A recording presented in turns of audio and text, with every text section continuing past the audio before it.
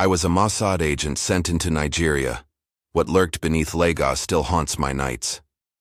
The mission began with whispers of a weapons network hidden under the city's sprawl, but the deeper we dug, the less it felt like espionage, and the more it felt like we'd unearthed something alive, watching, waiting beneath the streets. I was part of an operation that was not supposed to exist. The mission was briefed in hushed tones, whispers between professionals. No one questioned it, not even me. We were dispatched, a team of 6 from Mossad, to Lagos, Nigeria, under the guise of a routine intelligence operation. The coordinates were straightforward, no deviation, no complications. But as the wheels of the jet hit the tarmac, I felt the air shift. The oppressive heat clung to the skin, suffocating in its intensity, and there was an odd heaviness to the atmosphere. Something was off. From the moment I set foot on Nigerian soil, the mission felt different, strange in a way I could not explain. Lagos was a sprawling city of noise, traffic, and chaos, but beneath that exterior, a darkness festered. My mind wandered back to the briefing. There was little said, just that the mission was classified, off the record. The target was unknown, but our orders were clear. Get in, get out. We were not prepared for what we found beneath the surface. The shadows seemed to move with their own intentions, and the air felt thick, like a warning. It was only the beginning. The year was 1982, and the Cold War was a constant backdrop, the tensions mounting with every passing day. The mission, though cloaked in secrecy, had far-reaching implications. It was rumored that the Soviets had been conducting their own clandestine operations in Africa, possibly investigating arcane technologies, the kind of which we had only heard of in whispers. My unit, a mix of experienced operatives, had been chosen for this job. We had successfully infiltrated enemy strongholds, navigated through hostile environments, and carried out black operations with surgical precision. But Lagos? It was different. No one had briefed us on what we were really up against, and I had the distinct feeling that no one truly knew. The mission parameters were clear. Gather intelligence, ascertain Soviet activity in the area, and return without raising suspicion. Simple, right? But even as I strapped on my gear, my body tense, I could not shake the sense that there were things below the city that were far older than any nation, things not meant to be disturbed. There were 6 of us on the mission, each with a different specialty. Commander Levi was our leader, a seasoned veteran whose face bore the marks of years spent in the shadows of covert operations. Calm under pressure, his tactical mind never faltered, though the strange events that unfolded in Lagos would test even his resolve. His voice was firm, but there was something behind his eyes that I caught glimpsing every now and then, something questioning, uncertain. Then there was Dov, the medic, a man who had seen more injuries, more carnage, than anyone should have. His calm demeanor never wavered, and his knowledge was unparalleled. But as the mission progressed, I saw the cracks form in his calm exterior. In the end, Dov would be the one who understood too much, too soon. The demolitions expert Moshe was reckless by nature, but his technical precision was unrivaled. His hands, always steady, would soon show signs of something far more sinister, something that would change him forever. Avner, our communications specialist, was always in the back, eyes flicking over radio frequencies, translating and interpreting signals. But as we ventured deeper, it became clear that Avner would become a conduit for something else, something ancient and malicious. Then there was Shimon, the veteran leader. He had seen it all and never flinched. Yet, as we moved forward, I noticed the light in his eyes dimming, as if the horrors we encountered were taking their toll on him in ways we could not yet comprehend. Finally, there was myself, trained for years, prepared for anything, but unprepared for what lay beneath Lagos. I was a Mossad agent, sure, but I was not ready for this. None of us were. The mission briefing was conducted in a sterile, windowless room in Tel Aviv. The air was cool, clinical, as we were all seated around a table, and Commander Levi laid out the details. The target location was a nondescript warehouse on the outskirts of Lagos, but the documents, classified beyond measure, painted a far more sinister picture. No one knew what exactly was in the warehouse, but the rumors pointed to something far beyond conventional weapons or espionage. Levi, ever the professional, briefed us with precision, focusing on the importance of discretion and speed.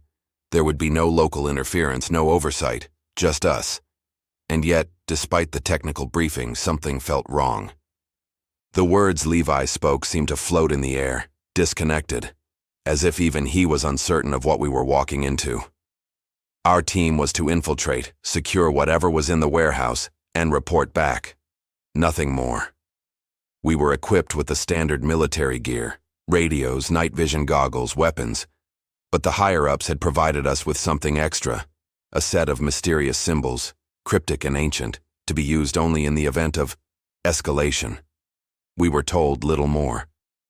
The tension in the room was palpable as we boarded the flight, the hum of the engines a constant undercurrent to the oppressive silence. By the time we reached Lagos, the weight of our mission was clear. We had no idea what lay ahead, and the thought was unsettling, but there was no turning back now.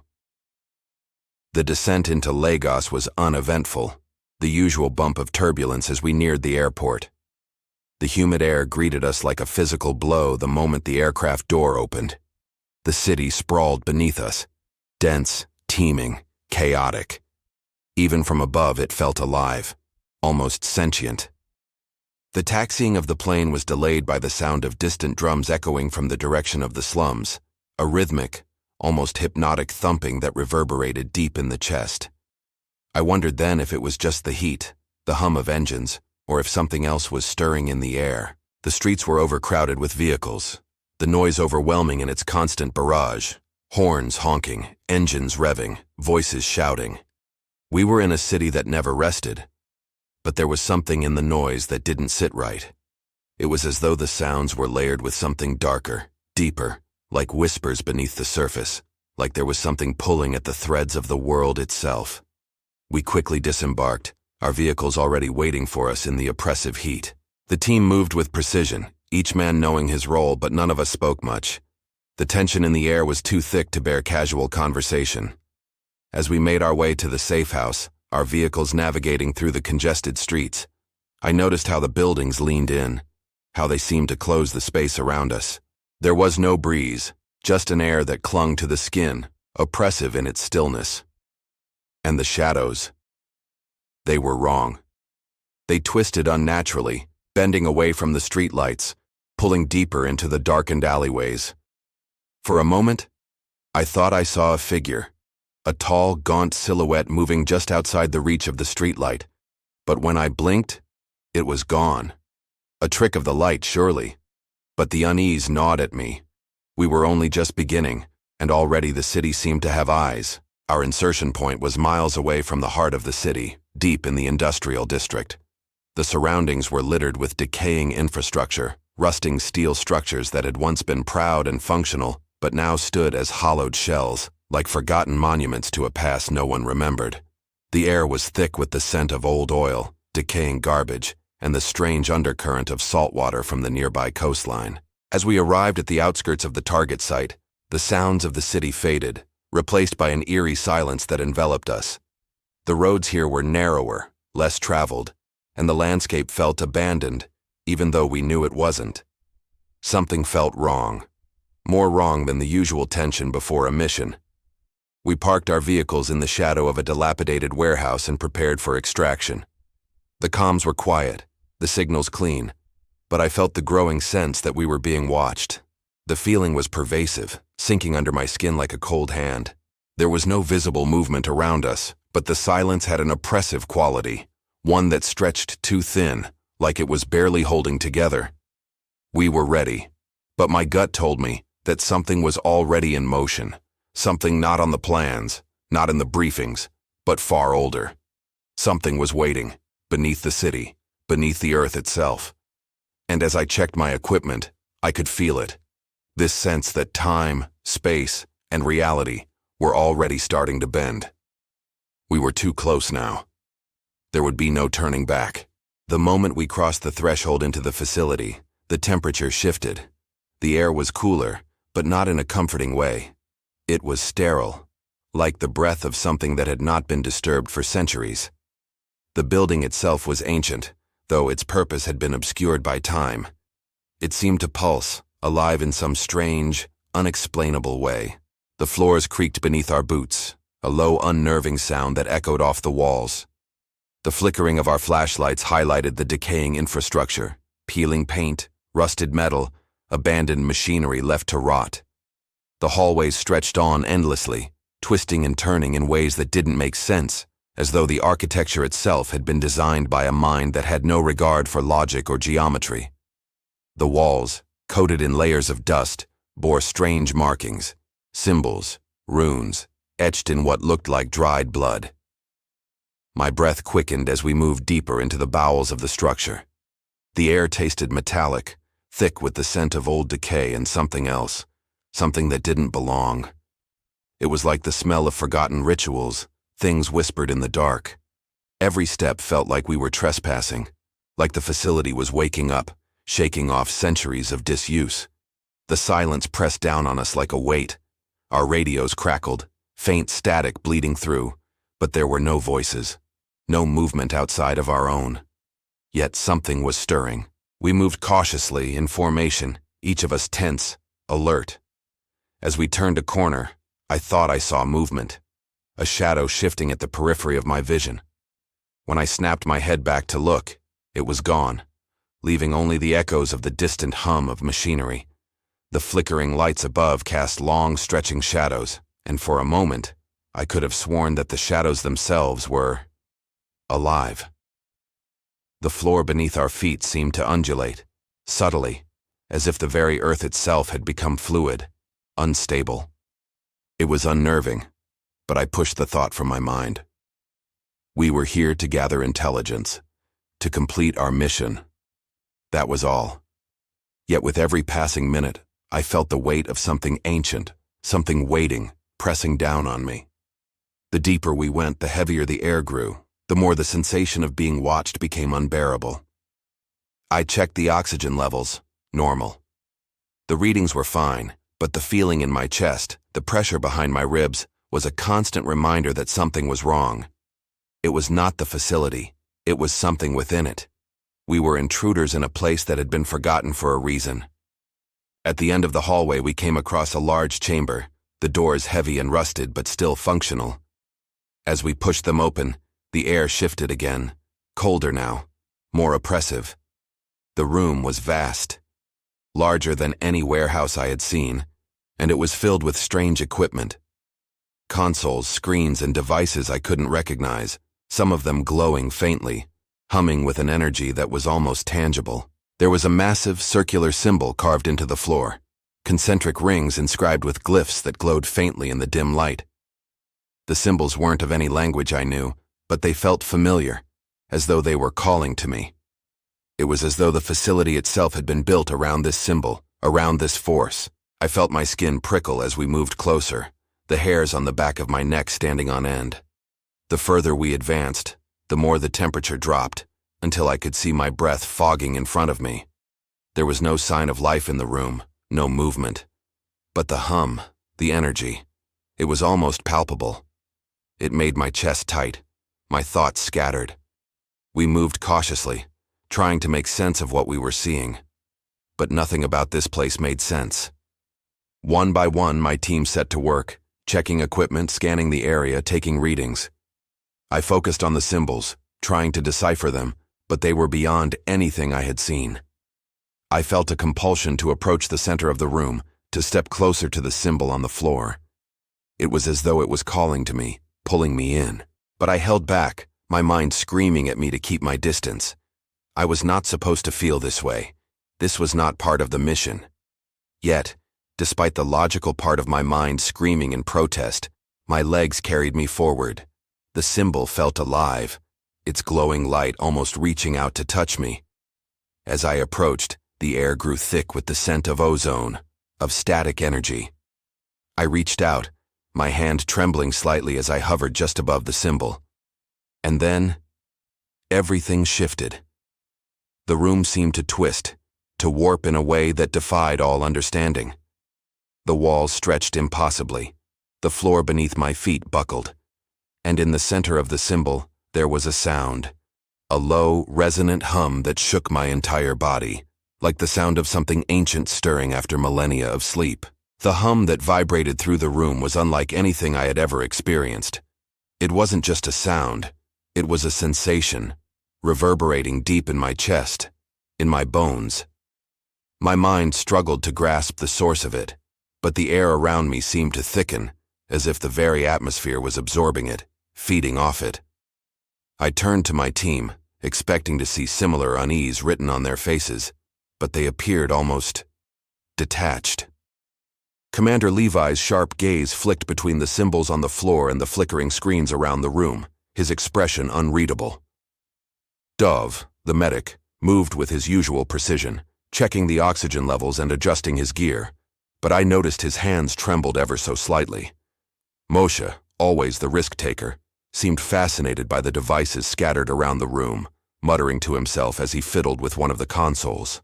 Avner, our communications specialist, had already set up his equipment, his eyes scanning the room as he fiddled with the frequencies, trying to get a clear signal. The rest of us remained cautious, but there was a sense that, for the first time in years, the weight of our training was not enough. I stepped toward one of the large consoles that lined the walls, its surface covered in strange symbols that glowed faintly, pulsing in time with the hum. My hand hovered just above it, unsure of whether to touch it. Every instinct told me not to, yet something about it called to me, like a magnet pulling at the core of my being. Forcing myself to remain focused, I moved to a nearby table, scouring it for any sign of relevant intel. Papers were scattered across the surface, many of them smeared with what looked like dried ink or something darker. But as I flipped through them, the words twisted in strange ways. Sentences that should have been perfectly readable seemed to slither and shift, as if the language itself was rejecting my attempt to understand it. I felt dizzy, disoriented, as though I had been transported somewhere else entirely. Something about this place was manipulating the very fabric of reality. As I stepped back from the table, my foot brushed against something hard, an object half buried in the dust on the floor. I knelt to examine it, wiping the grime away to reveal a strange artifact. It was a small, intricately carved stone, its surface covered in more glowing symbols. The stone pulsed with an unnatural warmth, and as I held it, a strange jolt of energy shot through me. I stumbled back, nearly dropping it, but some force, compelled me to keep it in my grasp. I tucked it into my pocket, the unsettling sensation lingering. The walls seemed to close in as I stood back up, and the hum from the central symbol grew louder, more insistent. I turned to my team to say something, but before I could speak, a loud crack echoed through the room. It came from the far corner, near the equipment racks. My heart skipped a beat as I glanced over, and there, in the shadows, I saw the first sign of something truly unnatural. A shape flickered at the edge of the room, a dark, indistinct figure that seemed to warp the air around it, bending the light in unnatural ways. It was not a person. It was not anything I could put into words. I blinked, and it was gone, leaving only the faintest trace of something cold lingering in the air. My breath caught in my throat as I turned to Levi, but he had already noticed. His eyes were locked on the same spot, a flicker of recognition passing over his hardened features. He gestured for us to move. No words were exchanged, only the silent, shared understanding that something was already watching us. We continued our sweep of the room, but the atmosphere had shifted. The shadows seemed deeper, more oppressive, and the silence, though broken by the occasional hum of the machines, felt like it was closing in on us. The walls appeared to pulse ever so slightly, like a living organism, breathing with us. Our footsteps echoed through the room, but the sound was distorted, as though it was being absorbed by the very air itself. The familiar sense of danger that comes with a mission was replaced by something far worse, a feeling of helplessness, of being completely out of control. Time seemed to slow, and my mind struggled to keep up with what was happening. My thoughts felt fragmented, disjointed, as though the reality around me was bending in ways I couldn't comprehend. The facility itself seemed to be alive, aware of our presence, and perhaps even more aware than we were of what lay beneath the surface. We pushed forward, methodically searching the room, but every corner we turned felt wrong. The air tasted metallic, sharp, and I could feel my pulse quicken. The deeper we went, the more my senses began to betray me. The flickering of the lamps overhead seemed to distort the shadows, casting shapes on the walls that moved in ways they should not have. I tried to focus, to ignore the creeping feeling of dread that seemed to grow stronger with every step, but I could not shake the sense that we were being drawn into something we could not escape. As we rounded another corner, we came upon a small, sealed door. It was unlike any other in the facility, solid, reinforced metal with strange markings on its surface. Levi approached first, his hand hovering over the handle. I caught a glimpse of the symbols, and my heart skipped. They were identical to the ones on the artifact I had found. Levi did not hesitate. With a firm motion, he turned the handle, and the door creaked open with an eerie groan. What lay beyond would be the first of many horrors, though none of us could have known that yet. The door opened with a low, grinding sound, the rusted metal protesting as though it had not been disturbed in ages. The air that spilled out from behind it was colder than the rest of the facility, carrying with it a strange, pungent odor, something sharp, like decay mixed with something metallic. It reminded me of the smell of old blood, dried and forgotten in dark corners. I took a hesitant step forward, my flashlight cutting through the darkness, revealing a narrow, claustrophobic hallway that stretched beyond our view. The walls were slick with moisture, their surfaces covered in a layer of grime, as though something had been leaking, seeping from the cracks for years. The dim light flickered above us, casting the hallway into intermittent darkness. My heart began to race, and despite my training, I felt a strange unease crawling up my spine. Commander Levi motioned for us to proceed, and we followed him in, our boots heavy against the wet floor. The narrow passageway seemed to close in on us, the air thick with tension, as if the walls themselves were pushing us forward, unwilling to let us turn back. As we advanced, I could hear the faint sound of water dripping somewhere in the distance, but there was something wrong about it. The sound was irregular, a rhythm that didn't match the pace of the droplets falling from the ceiling. It was as though the water had a consciousness of its own, dripping in sync with something unseen. Every step felt like we were trespassing, like the walls themselves were aware of our presence. I swallowed hard, forcing myself to focus, but the oppressive feeling was suffocating, and I found my thoughts clouding, slipping further away from my control. We reached the end of the hallway, where a rusted door stood slightly ajar. It looked no different from the countless others we had passed, but the faintest movement on the other side caught my eye. A shadow, slipping just out of view. I froze, my heart pounding in my chest. It was too dark to make anything out, but something was there. Something had moved. My hand went instinctively to the grip of my weapon, and I could feel the tension in the air increase, like the room was holding its breath. Avner, who had been following close behind, adjusted his communications equipment, his voice low and steady. "We're picking up a signal, but it's strange. No one's broadcasting anything but the static. There's something underneath it. I can't make sense of it." Levi's eyes flicked to him, and for the first time there was a hint of concern in his usually stoic expression. "Can you triangulate it? Anything on location?" Avner nodded, but his fingers trembled over the controls. "It's not on any standard frequency, sir. I don't know how to describe it. It's almost like it's calling, like it's trying to communicate but can't." The air felt denser now, pressing in on us, and I couldn't shake the feeling that something was coming. My instincts, honed over years of covert operations, screamed at me to turn back, but I was rooted to the spot. We had a mission to complete. I glanced over at Dov, who had moved slightly ahead, his face pale in the dim light. He seemed to be listening to something, his expression distant, his gaze unfocused. "Dov?" I called quietly, my voice barely above a whisper. He didn't respond, and a cold sweat began to form on the back of my neck.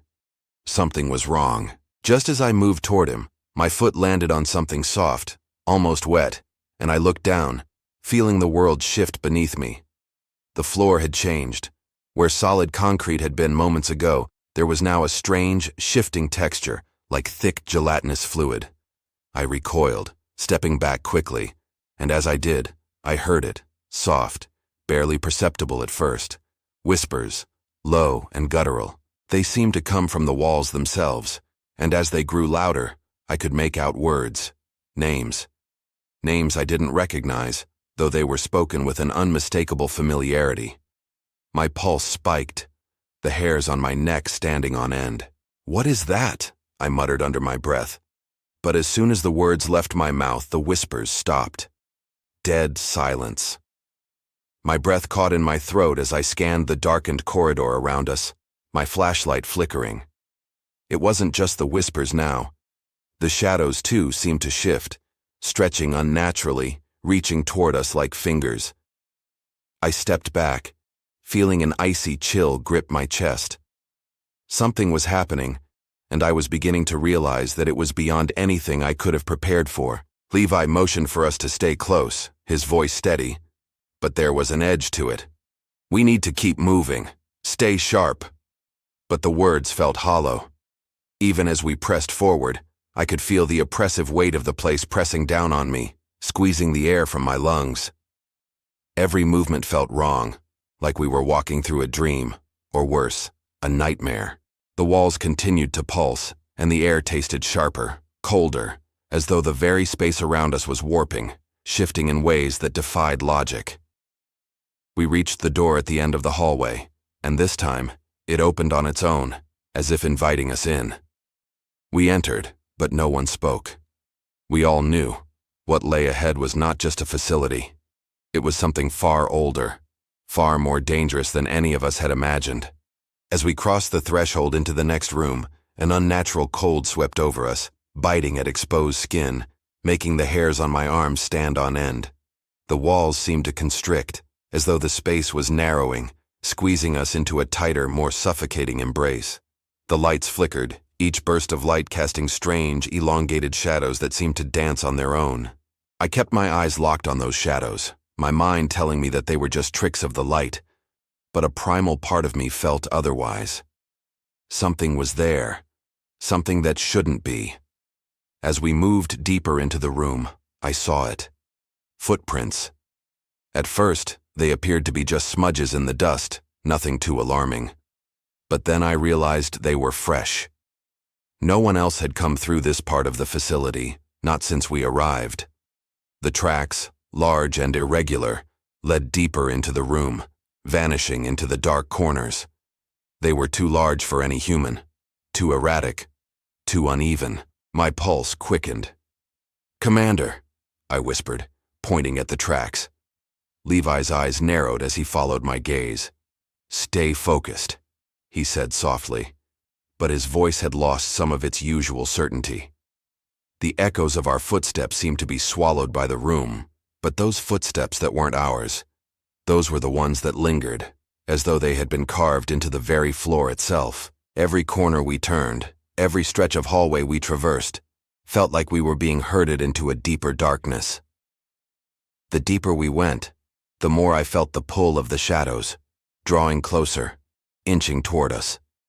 The temperature continued to plummet, and my breath came out in sharp bursts of mist. Despite the cold, there was an unsettling warmth to the air, like the humidity had settled into my lungs, thick and suffocating. Suddenly a flicker, just a brief flash of movement. At the far end of the room, a figure. Or was it?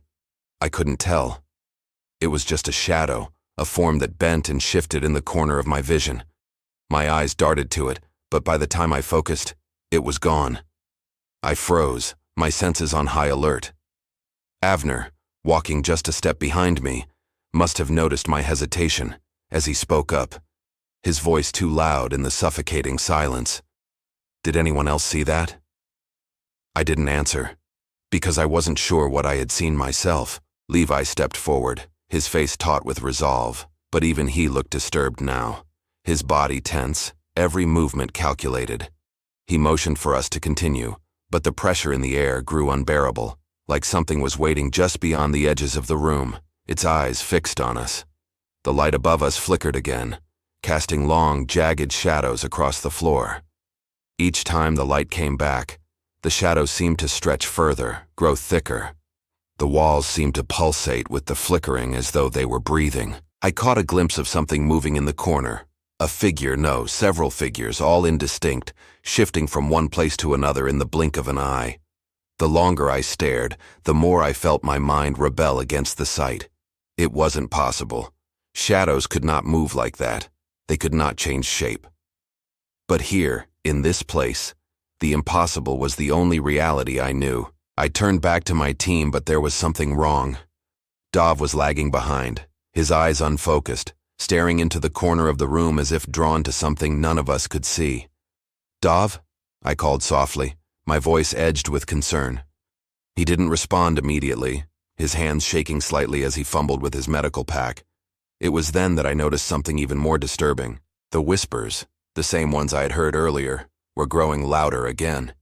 They were all around us, just beneath the threshold of hearing, like the rustling of leaves in a distant forest, but far too close. They were murmuring in languages that didn't belong to this world, names I didn't recognize yet somehow felt eerily familiar. My vision blurred as the pressure in my head built, the weight of the air pressing down on my chest. I staggered slightly, but before I could speak, Dov finally looked up, his expression twisted in confusion. "Did you hear that?" he asked, his voice distant, hollow. Before I could respond, the room shifted, imperceptibly at first, but enough to make my stomach churn. The floor seemed to ripple beneath our feet, the very ground beneath us undulating as if we were standing on the surface of water, distorted and uneven. I tried to steady myself, but the floor felt like it was sinking beneath me. My flashlight flickered, casting grotesque shadows that writhed and twisted like living things. The walls seemed to close in, and for a moment, I thought I saw the figure again, the one that had been watching us. This time, it was more distinct, a gaunt, tall silhouette standing at the far end of the room.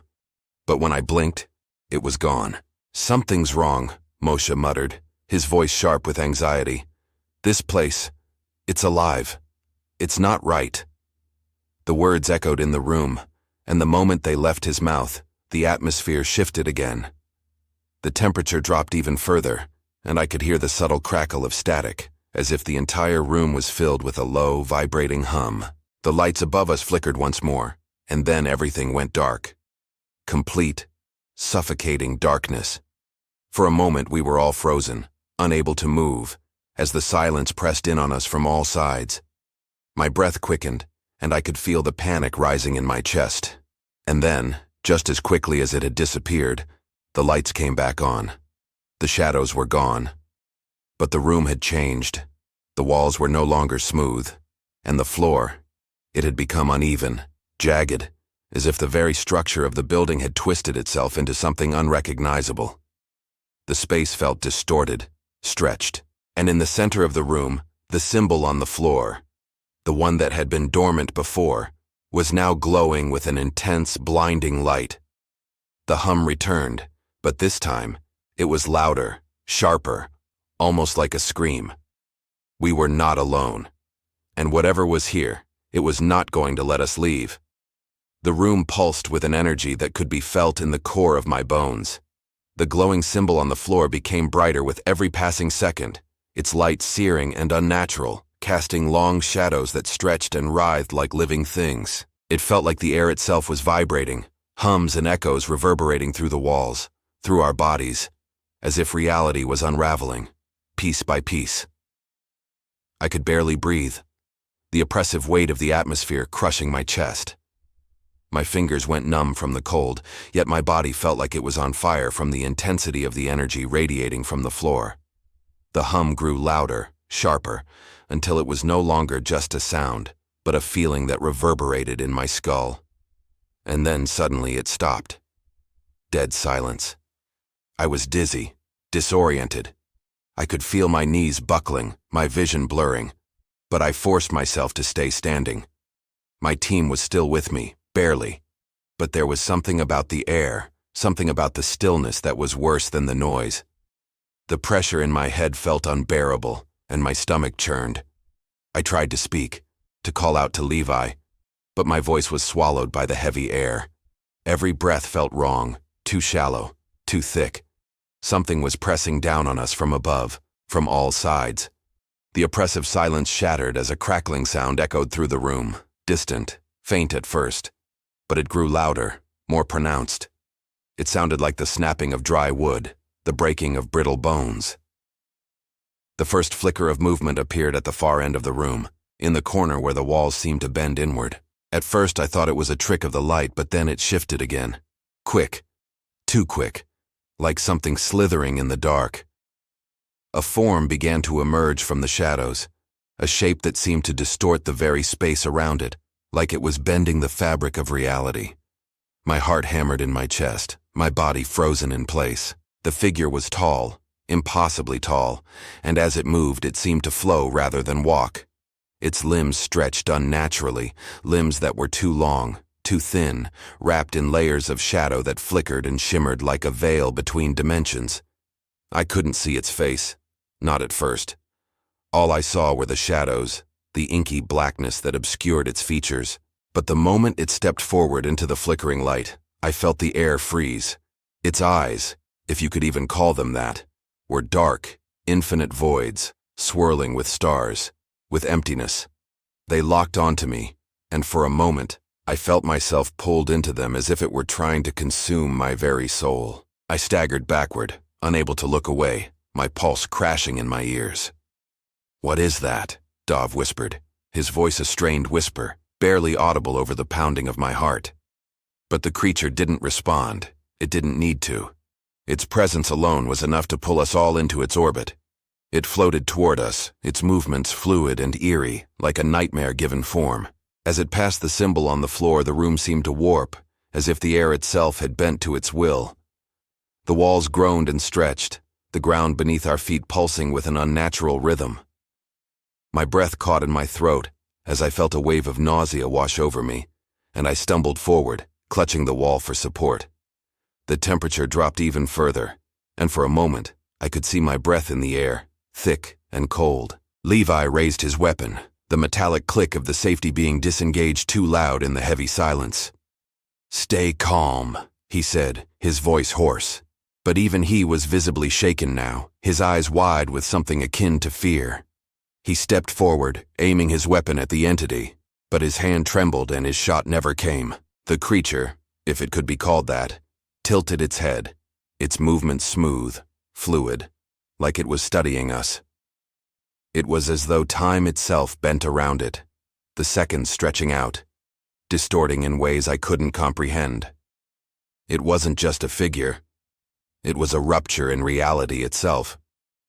The air around it hummed, the vibrations intensifying, and the shadows in the room stretched longer, deeper, as if trying to reach for us. Without warning, the creature spoke, or rather it did not speak, but I heard its voice in my mind, a deep, echoing sound that reverberated through my skull. "You do not belong," it whispered, its voice like the scraping of metal on stone. The words sent a jolt through me, and my head spun as if my thoughts were being ripped from my body, pulled apart like threads unraveling in the wind. "You have disturbed the quiet. The time is near."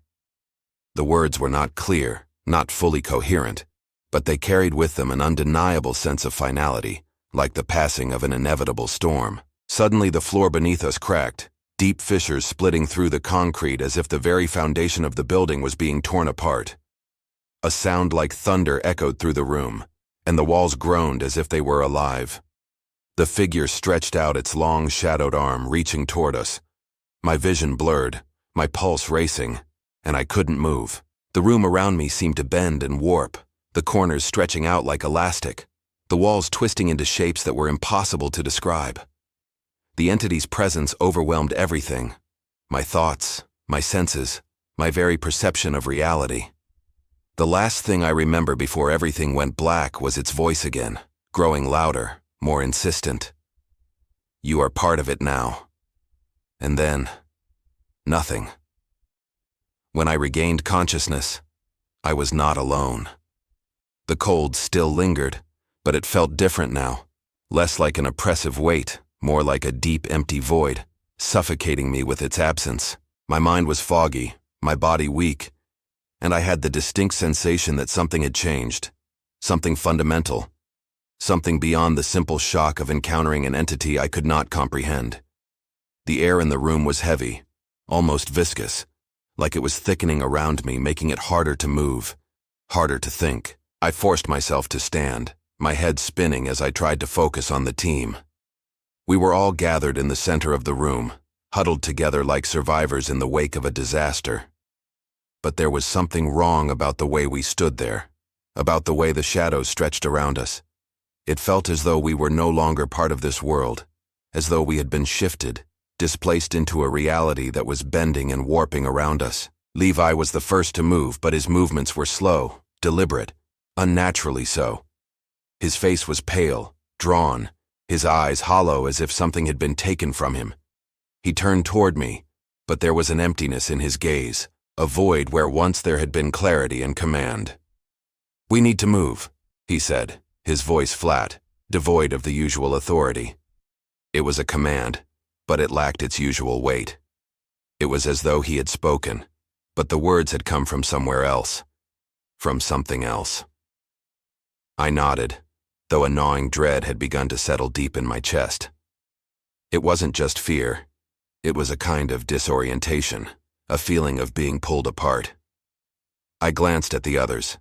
Dav was standing off to the side, his face expressionless. He was muttering something under his breath, words I couldn't make out, a language I didn't recognize, yet they seemed familiar, as if I had heard them before in the quiet, dark corners of my mind. His hands shook violently as he clutched his medical kit, but it wasn't the kind of tremor caused by fear or shock. No, this was something deeper, something more fundamental, as though his body was betraying him, reshaping itself in response to forces beyond our understanding. I turned to Avner, but when I met his gaze I felt a jolt of recognition. His eyes were no longer entirely human. They were glazed, a sickly shade of amber, and when he blinked, there was a momentary flicker, a flash of something alien beneath the surface. He didn't speak, but his hands twitched nervously, tapping at his equipment, his fingers moving with a rapid mechanical precision that wasn't entirely his own. The look in his eyes made my skin crawl, a hollow mechanical intensity that felt more like an automaton than a man. He looked at me, but his gaze passed through me, unfocused. It was as if his mind was elsewhere, caught in the web of whatever had touched us in this forsaken place. Moshe, the demolitions expert, was the worst off. His body had changed. His arms, once muscular and well-defined, were now grotesque. The flesh stretched thin over exposed bone, and his fingers had elongated, twisted into unnatural shapes. He looked at his hands with a kind of quiet horror, but there was something unsettlingly calm about him. His face was frozen, eyes wide and unblinking, as though he had ceased to be fully aware of his surroundings. His movements were jerky, disconnected, as though his body was no longer responding to his commands, as if it had been remade by something far older, far darker than any technology we had ever encountered. I could see the traces of the entity in him, the same warping, the same distortion. His body was no longer entirely his own. Shimon, our steady, reliable veteran, was the only one who seemed mostly unchanged. But even he had begun to shift, if only in small, subtle ways. His posture was slightly more rigid, his face more expressionless than before, and his movements, once smooth and deliberate, had become stiff, unnatural. His eyes, those familiar, calculating eyes, were dull now, as though the light inside them had been snuffed out. He was still there, but he wasn't. And that was perhaps the most unsettling thing of all. I staggered back, the full weight of the realization crashing down on me. Whatever had happened, it was irreversible. The entity had touched us, altered us, and now we were its vessels, carrying something of it within us. We had become something else, something not entirely human anymore. I could feel it shifting beneath my skin, the sensation of change rippling through me like a tide, like I was being molded into something unrecognizable, something shaped by forces that had no regard for our lives, our agency. And it wasn't just our bodies that had been affected. I could feel time slipping away from me, like it was twisting, warping in a way I couldn't explain. The room around us felt wrong, as if we were no longer in a building, but inside the very fabric of something ancient and vast. It felt as if the structure was alive, breathing with us, aware of us, waiting. The shadows seemed to crawl along the walls, bending in ways that defied logic, growing longer, stretching further, as if they were reaching for us, trying to pull us into the dark. And then, as if to confirm my worst fears, the whispering began again. It was faint at first, just a murmur beneath the surface, but then it grew louder, clearer, as though it were all around us. The voices weren't speaking to us, not to the team, but to themselves. I couldn't make out the words at first, but then I heard them, ancient names, chants from another world. I felt the ground beneath my feet shift, a deep resonant tremor that sent a shockwave through the walls. The air was thick with a heavy metallic taste, and the temperature dropped even further.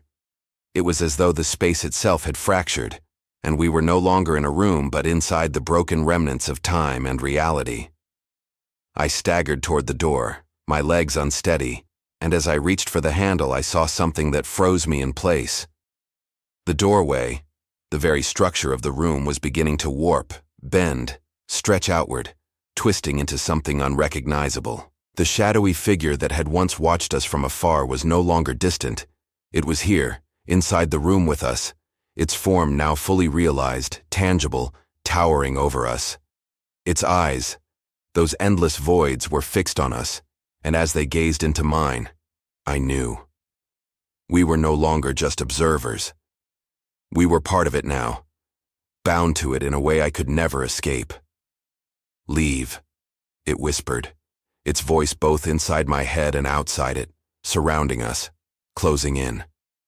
"You are part of the cycle. You are the end." The door slammed shut behind me. The walls of the room were no longer static. They moved. They pulsed with the same unnerving rhythm as the symbol on the floor, stretching and contracting, bending inward like the very fabric of reality was unweaving itself. The shadows that clung to the corners of the room had grown more substantial, more tangible. They no longer flickered. They were alive. They reached out like fingers, pulling at the edges of my mind, threatening to drag me into their depths. I stumbled backward, my pulse roaring in my ears, my legs trembling from the weight of what I was witnessing. The entity, now fully manifest, was no longer a distant figure in the corner. It loomed above us, towering and formless, its presence suffocating, consuming the very space around us. Its dark form shifted with unnatural fluidity, its limbs stretching too long, bending at impossible angles, distorting the very air. Every movement felt like it was tearing at the fabric of reality itself, and each new flicker of its form filled me with an overwhelming sense of cosmic horror. It spoke again, its voice not through sound, but directly into my mind. A feeling, a pressure, the weight of centuries pressing in on me. "You have disturbed what was dormant. You have opened the door that was meant to remain closed. Now you will stay." The words were not just spoken. They reverberated through my body, shaking my bones, reverberating in my mind until I felt my thoughts crumble under their weight. I felt the very ground beneath me tremble, as though the earth itself was shuddering in response to its words. I turned toward Levi, but the man I once knew was gone. His face was a blank mask of emptiness, his eyes clouded, no longer human. His posture was rigid, unyielding, frozen in place, like he was no longer in control of his own body. I reached for him, but his hand shot out, gripped mine with inhuman strength, and there was no warmth, no life left in him. He wasn't Levi anymore. He was something else. The thing that had touched us had claimed him, changed him, made him a vessel, a puppet of something ancient. And as I looked into his eyes, I saw the same hollow emptiness that now consumed the others. They weren't themselves anymore. They were simply vessels, their bodies occupied by something much older, much darker. A high-pitched sound, like the screeching of metal on metal, ripped through the air, and my thoughts fragmented further. The room seemed to stretch, warp, and then collapse in on itself. The air was thick with an unnatural pressure, pressing on me from all sides. The space around me distorted, curved in on itself, bending and twisting in ways I could not fathom. I blinked, trying to focus, but the world was no longer solid. It was a fluid, malleable thing, shifting between states of being, tearing itself apart and reforming in a cycle that defied understanding. The shadows had thickened, and now they were more than shadows. They had substance, depth.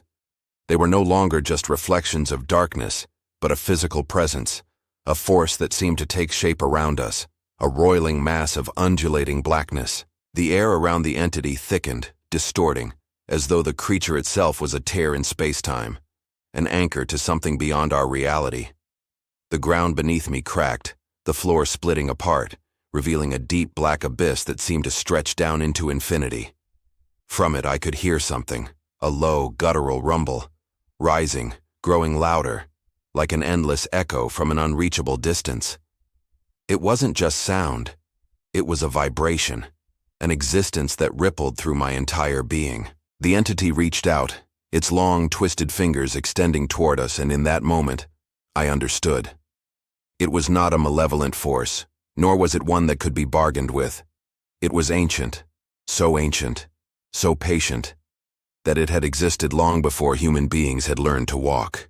It was indifferent to our suffering, indifferent to our existence. It had no need to destroy us. No, it had simply waited for us to find it, to awaken it. And now that it had been disturbed, it would remain indifferent to our struggles, to our lives. It would outlast us all. I could hear the others now murmuring, their voices not their own, like they were speaking in unison, a chorus of voices rising together in some ancient chant, a language that twisted the very air around them. The entity had taken them, their bodies mere vessels for its presence, its influence. But I was still me. I felt a sudden violent surge of adrenaline, the urge to run, to break free. I didn't care that the walls were closing in, that the shadows were reaching for me. I had to escape. I had to survive. I turned and bolted toward the door, my legs unsteady beneath me, my mind barely holding on to any semblance of clarity. The walls seemed to stretch, pulling the door further away from me with every step. My breath came in ragged gasps, but the door was still there, just within reach. The shadows clung to my heels, their fingers grazing my skin, pulling at me. The room was collapsing behind me, the cracks in the floor spreading, the very space around me bending and twisting as though reality itself was folding in on itself. With one final desperate lunge, I reached the door, throwing it open, feeling the rush of cool air from the hallway outside. But even as I crossed the threshold, I knew, whatever was left behind in that room, whatever force had taken hold of my team, would follow. It would always follow. The last thing I remember before the door slammed shut behind me was the soft, distant echo of the entity's voice, whispering in the dark. "You are not finished. Would you like me to continue to the next section?" The hallway beyond the door felt wrong, warped by something far darker than the shadows we had just fled.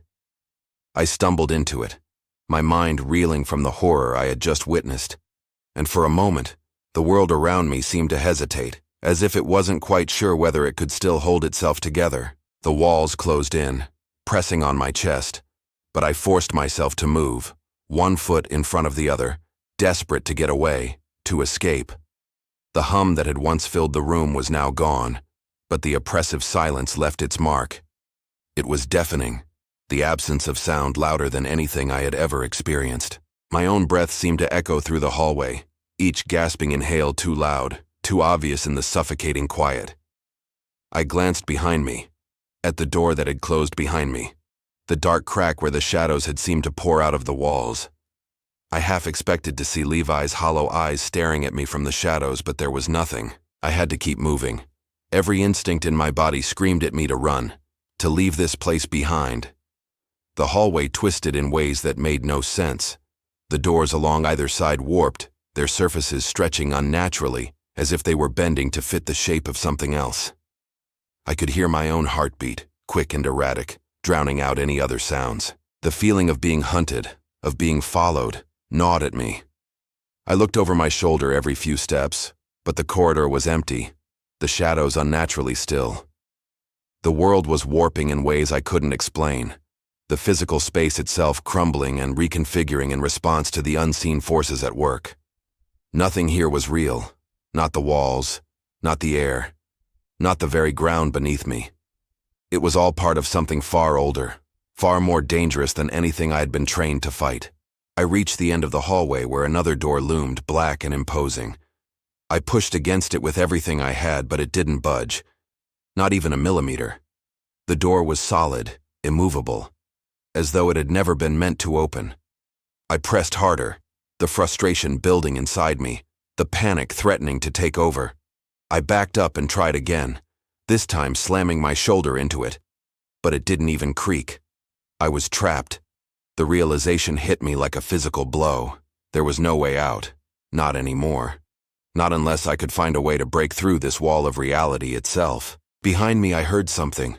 A faint crackling sound, a rustle in the silence. My heart stopped for a moment as the hairs on the back of my neck stood on end. Something was there. Someone was there. I turned quickly, but all I saw was the dark stretch of hallway behind me, the wall shifting with an eerie, unnatural fluidity. But I felt it, an oppressive weight pressing against my mind, a creeping presence closing in. I wasn't alone. They were here, my team, or what was left of them. I heard a sound then, a low, guttural hum, almost like chanting, but disjointed, fractured. The voices were not my team's. They were distant, echoing through the corridor, as though coming from the very walls themselves. The floor beneath me vibrated, and I felt the pulse of it in my chest, like a heart beating in time with the entity's presence. The whispers returned, familiar now but distorted, as though the walls were speaking to me. Names. Names I didn't recognize but felt, as though they were buried in the corners of my mind, waiting to be uncovered. My hands shook violently as I tried to focus, tried to remember what I had been trained to do: survive, escape, complete the mission. I glanced down at my watch, trying to steady myself, trying to anchor myself in something real. But the numbers on the face were wrong. The time was out of sync, the seconds skipping forward and backward in impossible loops. The sound of my own breathing felt distorted, like I was hearing it through water, muffled and distant. Nothing felt right. And then, I heard it.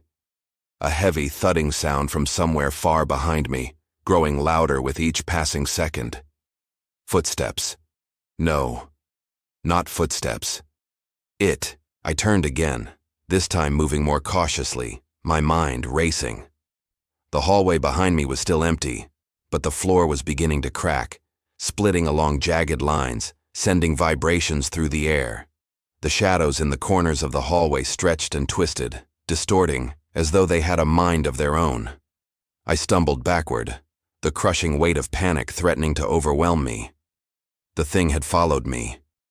It was always here, lurking in the darkness just beyond the reach of my understanding. Suddenly, there was a shift, a sound like thunder, a crack of pressure in the air, and then the world seemed to warp.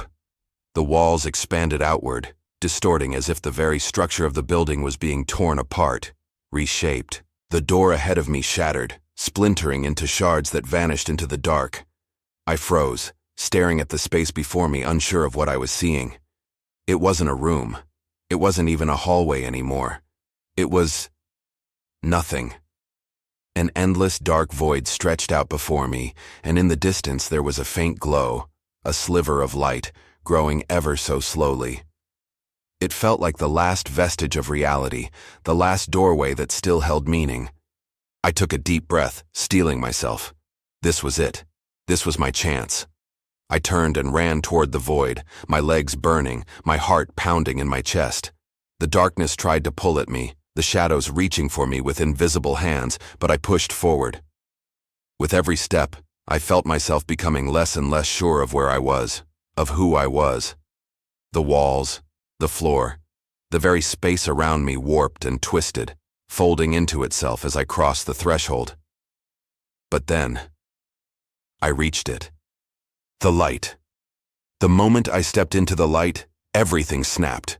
The world around me fractured. I gasped, choking on the cold air, the very pressure of reality cracking open beneath me. The ground shook violently, and I lost my footing, falling into the blinding light, into something that was neither solid nor void. I screamed, but the sound was swallowed by the emptiness. And then, just as quickly as it had started, everything stopped. Silence. I opened my eyes. I was no longer in the facility. I was no longer in Lagos. I was somewhere else. But that was not all. Something had followed me. The shadows, those same twisting shadows, had followed me through the breach. They were here too, in this place. They were not done with us. The first thing I noticed when I regained my bearings was the silence. It wasn't the same kind of silence I had felt in the depths of the facility. It was heavier, more final, as though even the air itself had given up trying to sustain life. The shadows had followed us, but in this place, they were no longer fleeting or ephemeral. They were solid, unmistakable, shifting in the corners of my vision, stretching out as if searching for something, some part of us that still clung to the realm we had left behind. My chest was tight, my breath shallow, but I forced myself to stand, each movement like wading through a thick, viscous fog. I blinked rapidly, trying to clear my eyes, but the landscape around me only grew stranger. The ground beneath my feet was not earth, not concrete. It was something else, something unfamiliar. The surface was slick, shifting, like a layer of oil floating on a vast, dark expanse. It rippled beneath my weight, as though the very ground was an illusion, a fragile veneer covering something much deeper. The sky above, if it could be called that, was an unsettling shade of gray, tinged with a sickly green. It seemed to bend, as though the very concept of sky was malleable here, warping and rippling with every passing moment. I was no longer in Lagos, nor in any place I had ever known. We were somewhere beyond reality, somewhere neither living nor dead, some hollowed-out realm between worlds. I looked around, my eyes searching for the others. I had to find them. The darkness was here, and though the facility had fallen behind us, its touch was still inescapable, lingering in the air like a poison that seeped into every breath. My heart quickened, but I tried to push it down. The others, Levi, Dov, Moshe, Avner, Shimon. Where were they? I spotted Dov first. He was standing motionless, as though rooted to the spot. His face was blank, but his eyes were wild, unfocused. His lips moved, but there was no sound, only a low, constant hum emanating from him, a vibration that resonated in the air around us. It was as though the very essence of Dov had been twisted, pulled apart, and then reassembled into something that no longer resembled him. His body, though still intact, seemed distant, a hollow shell of a man, and his skin seemed wrong, as if it were made of something far more alien. His form flickered briefly, like an old film reel, the contours of his body warping before snapping back into place. I took a step toward him, but I stopped. The distance between us felt insurmountable, the air thick with something I couldn't define. Dov? My voice cracked in the stillness. He didn't respond, not verbally, but I could feel his attention on me, even as his gaze remained unfocused. His eyes glinted in the dim light, an eerie, unfamiliar amber that had no place in the world I once knew. It was as if he could hear me, but could no longer understand me. I turned to look for the others, my mind racing. The entity's influence had reshaped us, broken something inside us, and now we were not the same. We were altered, irreparably so, and whatever this place was, it was doing something to us, to our minds. My pulse quickened again, but this time it was not from fear. It was from something worse, something primal, an instinct that clawed at the edges of my consciousness. The land beneath my feet was shifting. The ground trembled once more, and as I looked around, I saw it. Saw them. Levi was standing a short distance away, his back straight, his hands clasped behind him. He did not move, did not even blink. His posture was rigid, unnaturally so, and the expression on his face was blank, empty. He was no longer the commander I had known. His eyes were empty sockets, hollowed out, black and featureless. They were like the voids of the entity itself, dark, endless, consuming. I wanted to call out to him, but when I opened my mouth, I could not remember the words. The air itself felt thick, oppressive, like it was choking the words from my throat. Behind Levi, I saw Moshe. But he was no longer Moshe. His body had mutated grotesquely. His limbs had elongated and twisted, his fingers now twisted into grotesque, gnarled forms, as if his flesh had been stretched to fit some other inhuman shape. His once muscular arms now looked thin, elongated like they belonged to something that was not human. His face had changed too, his features warped and indistinct, as though his body was trying to reject its own form. And yet, despite the horror of his transformation, there was something disturbingly calm in his posture. He stood, frozen, his eyes empty, but there was no terror in his gaze. He was a thing of the void now, a puppet, a vessel for something that was far beyond any human understanding. I felt my chest tighten as I realized this was no longer a rescue mission. This was no longer about survival. This was about what we had become. This place had altered us. The entity had infected us all, broken us down. And now, we were no longer human. We were something else. And there was no going back. Avner was next. His form flickered as if he were made of static, his body distorting in ways that were impossible. His limbs jerked unnaturally, as though something had overridden his nervous system, controlling his body like a puppet. His eyes were no longer human. They glowed with an unnatural, sickly light, like he was no longer of this world. His mouth opened, but no words came out. Instead, there was only a shrill, electronic tone, like the whirring of machinery, the buzz of a radio signal. It was as if his body had become a conduit for the entity, a bridge between this world and the thing that had manipulated us all. Shimon, our leader, our guide through this nightmare, was the most terrifying. He stood at the edge of the dark expanse, his eyes no longer even present. His mind had fractured completely, his memories wiped away.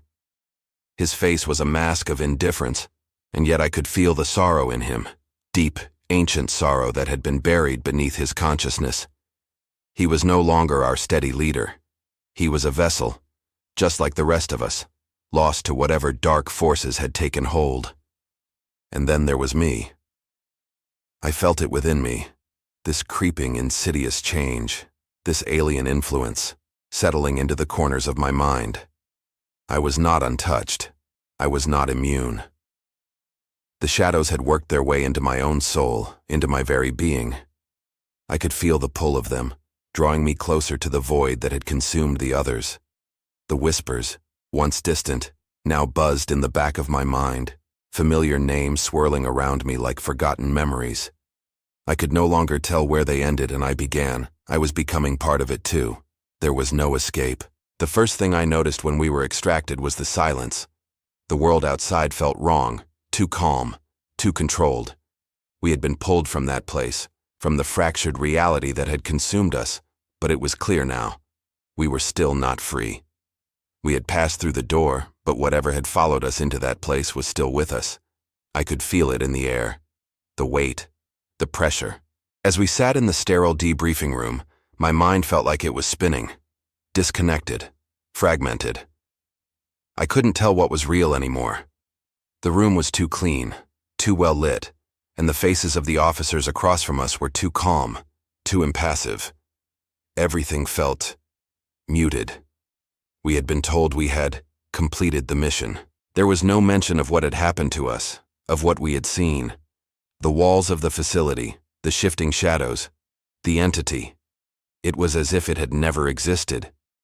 The air in the room felt thick with falsity, like a cover-up being sewn into place before anyone could even question it. I looked at my team. We were all there, sitting in front of the officers, but we weren't the same. We were changed. Dov was the first to speak. His voice was empty, mechanical, like he was reciting words from a script.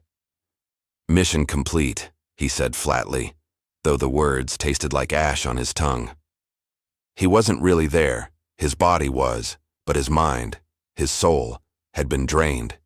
He had become the conduit for something else in that place, and now he was hollow. He no longer cared.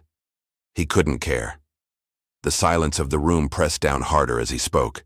I could see Levi sitting rigidly, his face a mask of perfect stillness. But beneath that veneer of calm, something was off. His eyes were dull, empty. He had lost himself in the void, and even now, in this well-lit room, his mind wandered far from us. It was as though the memory of Levi was there, but the essence of the man was gone, replaced with something darker, colder. His hands rested on the table in front of him, fingers twitching ever so slightly, but his gaze never moved. He didn't acknowledge anyone. He didn't even look at the officers. It was as if he was already somewhere else, lost to the influence that had claimed us all. Moshe, once a reckless, energetic soul, the demolitions expert, was eerily calm. His face no longer held the same fiery determination it had before. It was as though his spirit had been worn away, and all that remained was an empty shell. His body was still deformed, the grotesque changes to his limbs and face permanent. But he didn't care. None of us did. It was as if the need to care had been stripped away, replaced with an indifference that terrified me. His eyes, once sharp and focused, now held nothing. They were as empty as Levi's. Empty, and yet I felt a strange unease rising in me as I looked at him. His silence was louder than any words he could have spoken. Avner, our communications specialist, was still flickering. His body wasn't fully there, as if the static of his being hadn't yet been grounded back to this world. His movements were jerky, unnatural, and the air around him hummed with an electronic buzz. His eyes glowed faintly, that sickly amber light still flickering beneath the surface of his pupils. He was no longer speaking in full sentences, no longer really interacting with the officers.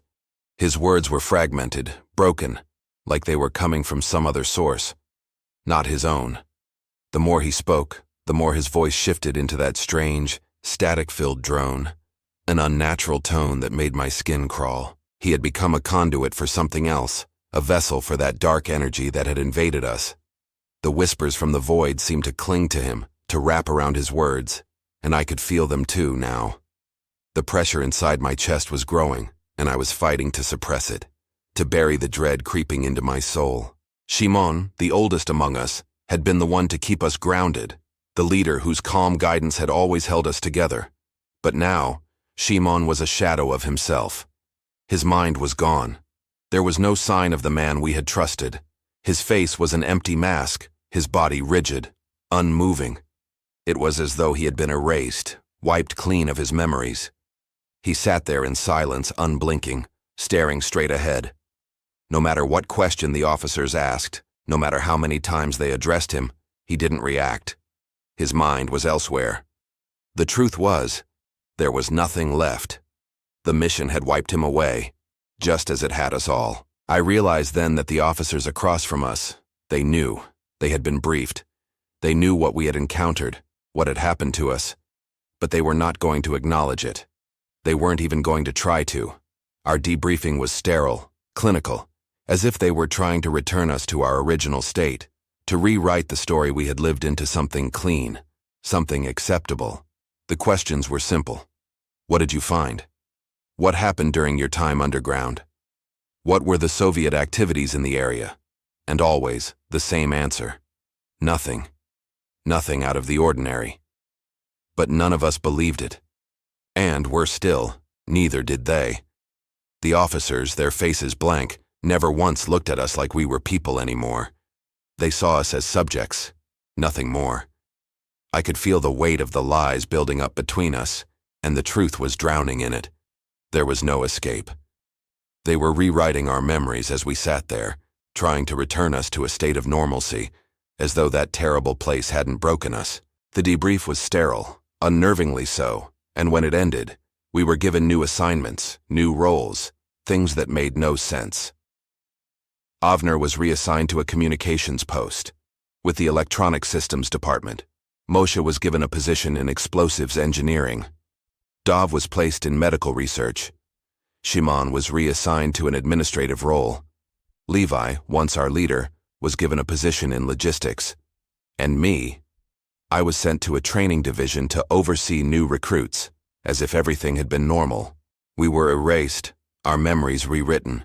The entity's influence had been suppressed, buried beneath layers of bureaucracy and lies.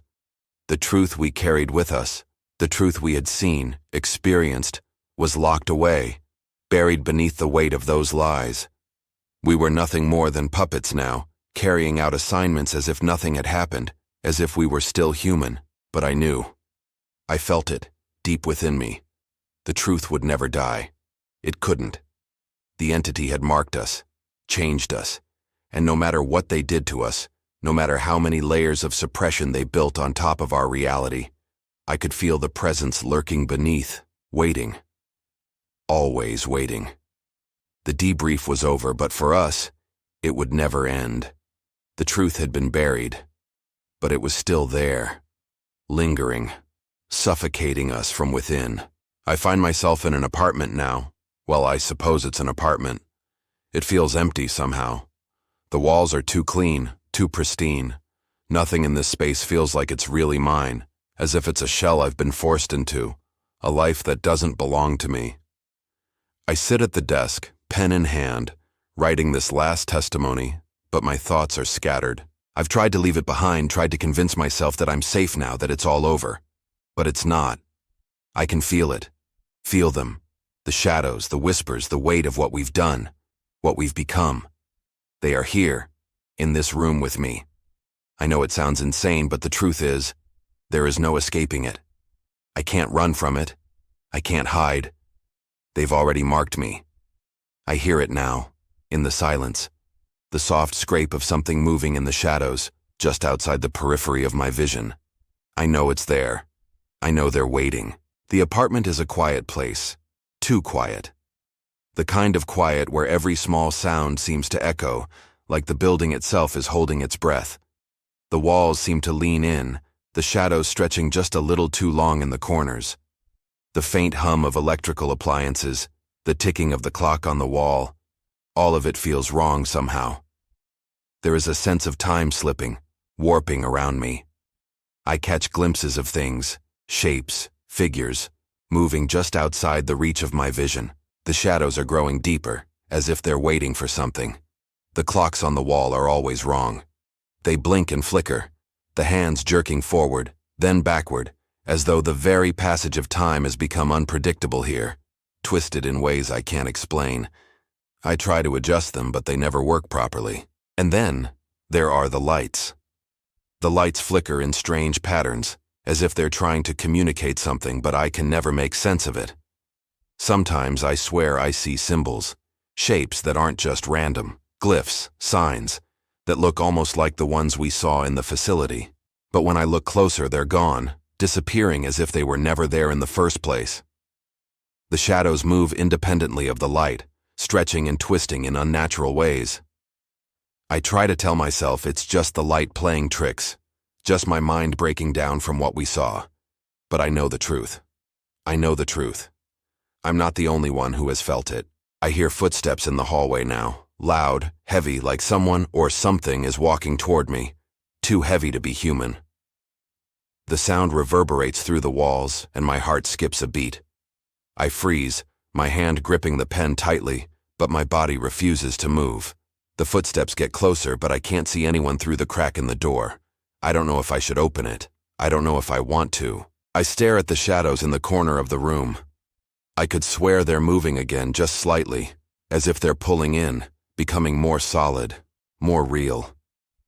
I can see them now, crawling along the walls like something with a life of its own, reaching toward me, toward the desk where I sit. The faintest flicker in the corner of my eye, a figure, tall and impossible, standing there in the dark. I don't know if it's real. I don't know if it's just my mind breaking again, or if it's really them. But I can't ignore the feeling. The same feeling I had before in that place beneath Lagos. The one that never left. The one that tells me this is only the beginning. The footsteps are closer now. I hear them just outside my door, growing louder. Too heavy to be human. Too slow. Too deliberate. I don't know who or what it is, but I know it's here for me. It has been waiting, just like it waited in that dark, twisting facility beneath Lagos. The entity is patient. It doesn't need to destroy us. It can wait. We will destroy ourselves. It only has to wait until we finally break, until our minds crumble under the weight of the truth, until we forget, until we remember. The footsteps stop. Silence. I hear a soft, almost imperceptible scratching sound at the door, like someone, is trying to get in. I stare at the handle, and for the briefest moment it feels as if time itself has stopped. The air thickens. The walls seem to close in. Then the door creaks open slowly, as if it's being pushed from the other side. The figure is standing there in the doorway, but I can't see its face, not clearly, not in the dim light. There's a flicker, a shifting, like its form isn't quite solid, as if it's made of the shadows themselves. The thing that has followed me, the thing that has been with me since the moment I stepped into that cursed place beneath Lagos. I know what it is. I don't need to see its face to understand. I know it is not bound by the laws of our world. I know it is not the end of me. It is the beginning. I can feel it, its presence, moving closer, suffocating me. I don't know if I should scream or run, or if it even matters. I close my eyes. It is here, and it is waiting. The entity is patient. It does not need to destroy us. It can wait for us to finish destroying ourselves, and we will. Always.